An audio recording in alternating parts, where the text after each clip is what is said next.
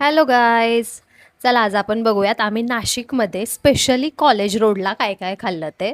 सगळ्यात पहिल्यांदा आम्ही गेलो समर्थ ज्यूस सेंटरला, जे आम्हाला ऑनलाईन खूप वेळा दिसलेलं की तिकडचा पायनॅपल आईस्क्रीम सरबत खूप स्पेशल आणि फेमस आहे. तर तो खाल्ला, पिला.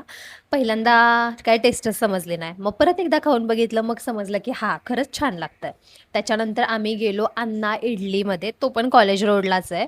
तर तिकडं आम्ही ऑर्डर केली होती मिनी पोडी इडली. पण इकडं त्याच्या आधी ह्याचा ॲम्बियन्स बघा. ॲम्बियन्स खूप सुंदर आहे. इडली पण टेस्टला छान होती. त्यांचं जरा मेन्यू कार्ड मला थोडंसं कंपॅरेटिव्हली महाग वाटलं, पण वर्थ आहे. म्हणजे टेस्ट खूप छान आहे तिथली. त्याच्यानंतर पोट तर भरलं होतं, पण आम्ही जाताना ना बॅनरवरती खूप ठिकाणी पाहिलं होतं की वडापाव ₹15, पाववडा ₹20. म्हटलं हे नक्की पाववडा काय कॉन्सेप्ट आहे? म्हणून खूप ठिकाणी शोधून शोधून आम्हाला एक पाववड्याचं दुकान भेटलं. ते आम्हाला समजलं की पाववडा म्हणजे पावाच्या आतमध्ये बटाट्याची भाजी भरून ते आपण पॅटीस टाईप कसं करतो तसं. मग ते ट्राय केलं. म्हटलं परत मनात राहायला नको. ते पण छान होतं. नंतर धनराजला प्यायचं होतं मसाला दूध. मग शंकर दुग्धालयमध्ये गेलो, मसाला दूध पिलं आणि त्याच्यानंतर रूमकडं आलो.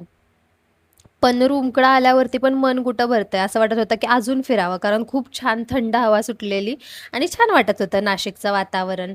मग आम्ही विचार केला की आमची रूम पंचवटीच्या जवळच होती, चला थोडंसं पंचवटीवरती फिरूयात. मग गेलो पंचवटीला. कोणच नव्हतं. खूप शांतता, कारण 10-10:30 वाजले असतील संध्याकाळचे. एकदम शांतता, थंड हवा आणि एकदम असं सुंदर वातावरण. एकदम छान वाटलं. नाशिकचा एक्सपिरियन्स आमचा खूप छान होता.